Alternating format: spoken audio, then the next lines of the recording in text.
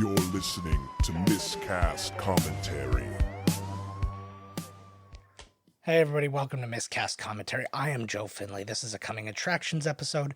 Todd, conspicuous by his absence, is not here. I am furious. You're about to know why. We did something very fun for the episode today, and it just completely blew up in my face. I opened up Zoom and had a wide open Zoom call for whoever wanted to join us, and I got the most eclectic version of things. And I guess, I had that coming. It started with a fat young boy dancing around, and it's not not fat relative to me, just, I'm just painting a picture. There was an old man masturbating, but there was the most lovely person. Her name was Gloria. She's from Toronto, and she's a listener of the show. And we spoke and all this good stuff. And why are you not hearing that right now? Because upon trying to transfer it to my computer to edit it so I could release the episode, the friggin' card fried on me. I'm not editing that silence out. I am heartbroken. That was some of the most fun, weird stuff I have done, and that just totally backfired on me. I could not be more upset right now. We are doing a very short episode now as a result of this. I'm not mad at you guys. I'm not trying to take this out on you guys, but I just don't think I could give you a good episode now because I just really bummed myself out. So let's talk about Gloria for just a little bit, because she answered a lot of fun questions for us. We had a good time, and I'm beside myself at this. Thank you, Miss Stitch. My cat just meowed because she knows she feels my pain. So yes, we met her, and she's got a lovely little bearded dragon named Rango, and I told her a story about how I got electrocuted in a bearded dragon breeder's place. I have told the story on this show, I'm almost positive, but anyways, the long story short version is the room wasn't electrically grounded. I was hooked up to an electrical thing going to a production truck, and I got zapped. And now I am who I am. I'm the kind of guy who, that's probably what happened now. The electricity flowing through me like powder style just fried that card, and now I'm having to start from scratch. So this is the world we live in. I'm like leaning forward. If you could see like my body language, I'm a different person right now. I may never be the same. I might just spend the entire, it's probably good that Todd's not here. He is back at his regular job, the one that only pays like $5 million a year, unlike this thing, which just, keeps us rolling in it. But no, he doesn't make $5 million a year. Don't at me. So he's up there for the extra week, potentially one more week on top of this. That's going to be dependent on what our next movie is, but we'll get to that in a second. So yeah, the attitude that I have right now sucks, and I apologize to all of you, but I hope that at least my pain is entertaining for just a few minutes, because I'm not going to sit here and bitch forever. Well, I will, but I'll edit a lot of it out. So anyways, Gloria, I am so sorry you were on the thing. I'm actually going to invite you back on the show when Todd's here, and we'll have a brief chat just so you can say, hey, because now you're going to tell your friends. You're going to be like, oh, I'm on this podcast tomorrow, and they're going to listen, and you're not there. And all her friends, providing that she has more friends than just her bearded dragon, I bet she does. She seemed lovely. And, Toronto's a very, there's a lot of people there. It's hard to not have friends. It's also hard to not have enemies. She might even be telling her enemies, now that I'm thinking about this. I'm really digging in deep. She might be telling her enemies that she's like, you know what? You think I suck, but I don't suck. Fuck you. I was on this podcast. And then they're like, well, screw you. I was on this one. I was on I don't know, a popular podcast. But anyways, she was on the podcast. She was amazing. She helped me come up with the plot of a Canada Day-based movie, because there isn't one. This leads to our movie for next week, because Canada Day is on Wednesday, and the 4th of July is on Saturday. It always seems to fall on the 4th. I don't know why that is. We decided to launch an air attack on your ass. Police and the fire departments are asking. It is morning. Stay off the phone. You wake up. Hey, come on. You greet your loved ones. You grab the morning paper. And although it seems like any ordinary day, it isn't. For one extraordinary reason.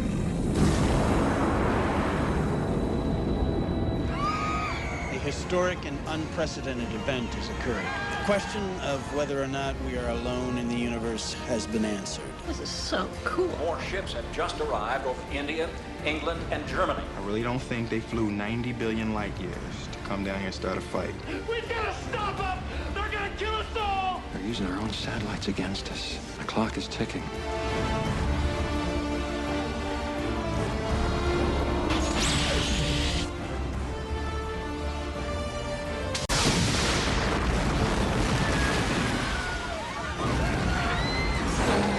Launch a counteroffensive with a full nuclear strike. Over American soil. If we don't strike soon, there may not be much of an America left to defend. We're being exterminated. Let's kick the tires and light the fires.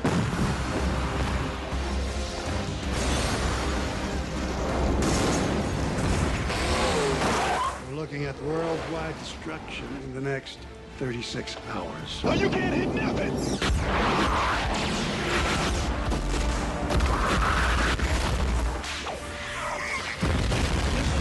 Fast enough, get him out of there!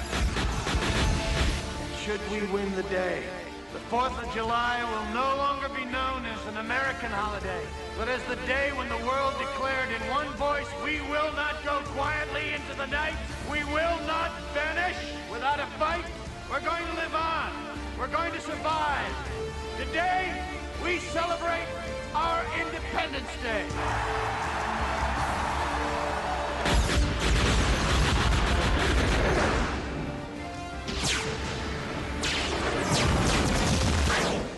That's what I call a close encounter.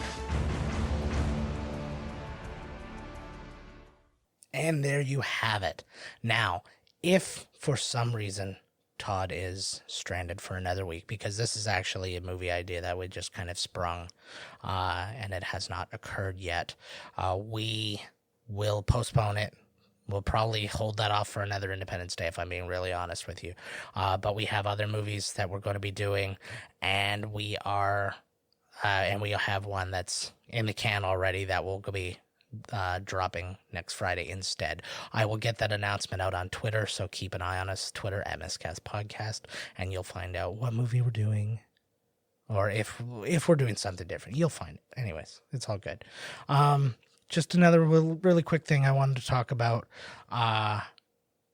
Michael Keaton, the coolest Batman there is, other than the other Batman that were also cool. Like the one with the nipples was great. I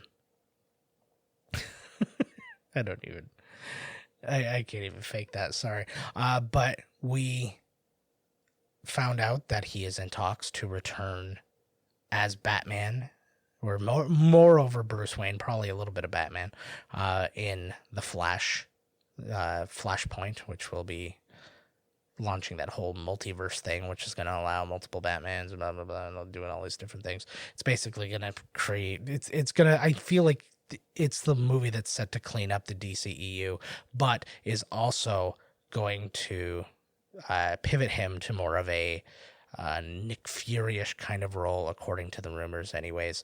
I think it's a really cool idea. I think it's a great way to get kind of like old school fans on board. I hate being among the old school fan list, but it is what it is. And again, I say this every time because I don't want people to think that I'm just a Marvel head just because, like, yeah, Marvel, boo, DC. I want all these movies to be good. I've been disappointed, but it doesn't mean I don't root for the next one. Why? Because it costs hundreds of millions of dollars, and I get bored, and I could use a couple hours of friggin' entertainment. Especially right now, I'm locked in a goddamn box with my children and my wife.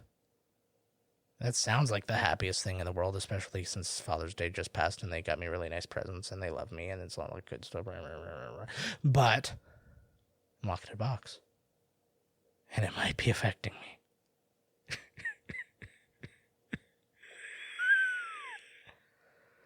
Yeah. So anyway, so that's that. We did lose a couple of greats as well during the last week there. Sir Ian Holm of Lord of the Rings, Alien, Fifth Element, Chariots of Fire. Just a wonderful old school British actor. Can't say enough good things about him. Yeah, it was sad. It's that thing. It's not that kind of sad where it's like, oh, I can't believe it happened. He was not a young man, but to lose a talent like that at any age is very unfortunate. He's given us a lot of wonderful performances, and I'm grateful for that. Condolences to his family. I always have to try and make sure to say that, not because I'm trying to kind of like pander or anything like that in any kind of way, but I generally feel bad when I'm like mourning the loss of a celebrity that I didn't know, and I know that there's people who know and love him that are probably sadder about it than I am. Like they didn't wake up and read the news and go, oh, bummer, like that, you know? And then also Joel Schumacher, director of things like Flatliners, Falling Down, Batman and Robin, Batman Forever. He's responsible for the bat nipples. He is, and we love him for it because it was deliberate. I think that's where I leave that. He knew what he was doing, and whether it worked or it didn't. But he knew exactly what he was doing when he did it, and he was a kind of wild out there dude, and he made some really cool movies, and he made some kind of weird movies, and I respect that, and we will miss him as well. He passed away on us, and then we mourn just the world on fire right now. I'm not going to get into the COVID of it all, and the sexism of it all, and the racism of it all. It is adding up. I am a staunch supporter of the Black community, the LGBTQ community, the woman community, you know, all these different people right now who are just really getting the short end of the stick, and it's such a bummer. I think that this time kind of on our own has given a lot of us time to reflect, and that's where a lot of this finally coming out with, you know, like speaking up about, you know, abuses, and, you know, speaking out against, you know, like the comedians. That's been a real bummer, is the comedians who have been, like, you know, found to be grossos. Chris D'Elia. And if you haven't seen the footage of Joey Coco Diaz saying he would make female comedians like blow him before or he wouldn't give them stage time. Like that crushes me. We joke a lot on this show, and I hope that we're not being taken seriously. I know that even our jokes sometimes probably jump the mark a little bit, and I am conscious of that, and we try our best to avoid that. But then there's just also a 90s kid brain in us that, you know, predates all this. It's like when we always go back and watch friggin' Revenge of the Nerds and see where they were at then. I think I'm farther along than that, and that's an important first step. But to everybody out there who's just flat out suffering from something like that, I'm sorry to really end this thing on a bummer. We're there for you. We're on your side. We hear you. We see you. I don't think that I am a voice that, due to sheer unimportance and not being one of your voices, I don't feel like I'm the best one to put forth any new argument or anything like that. I'll be a prick to anybody on Twitter who's a prick to you. I will speak up to anybody who I hear say anything about you face to face. Like if I'm face to face with them and I hear somebody talk shit about any race or any gender or any orientation or anything like that, I will speak up. I did yell at my grandfather when he called Mike Tyson the N-word, and that was after he bit off Holyfield's ear. I didn't even give him a pass when he did that. I'm like, no, still not okay to use that. I know you're old. Well, he's dead now, so I didn't kill him. That's not what I'm saying. But anyways, I will speak up against things like that. We here are just, our own immature pricks in our own way, but we love you all out there. We want to hear from you.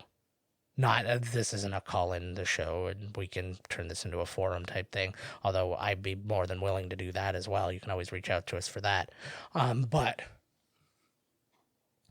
just know that the voices I want to hear about when it comes to how Black people are feeling and how women are feeling and how the LGBTQ community are feeling, I want to hear from them, because I don't want to misgauge my empathy, I think is the best way to put it.